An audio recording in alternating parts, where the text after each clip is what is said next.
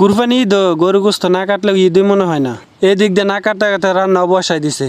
আসসালামু আলাইকুম, সবাই কেমন আছেন? আশা করি সবাই ভালো আছেন। তো সবাই তো আলহামদুলিল্লাহ, আমিও ভালো আছি। তো আজকে কিন্তু আমাদের কুরবানি ঈদ গেছে, আর কুরবানি ঈদে যদি গরু গোস্ত না কাটি তাইলে কিন্তু ঈদের মাটি হয়ে যাগা।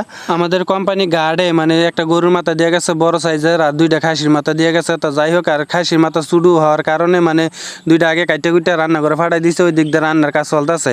তো যাই হোক, আজকে কিন্তু আমরা কাটাকুটি কথা আছে। আমার সাথে আছে আলামিনে, তারপর মজনু, তারপরে আছে কাউসার ভাই, তারপরে সাব্বির ভাই।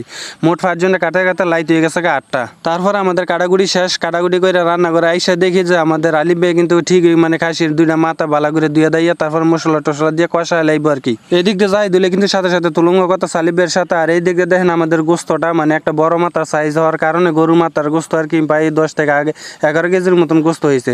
তো যাই হোক, এই দিক দিয়ে কিন্তু এখন মাইকে টেকে লাইতেছে আমাদের যাই দিলে মাইকে টেকে দিলে আলিফ ভাই কষা লাইব। তারপরে যাই হোক, দুজনে মিলে জিলে রান্নাবাড়ি করতে। স্যার আমরা এই রান্না করে কিন্তু আমরা 35 জন বাংলাদেশি এক সাইডে রান্নাবাড়ি করি, ওরা অন্য সাইডে মিয়ানমার 80 জনের মতন রান্নাবাড়ি করে খায়।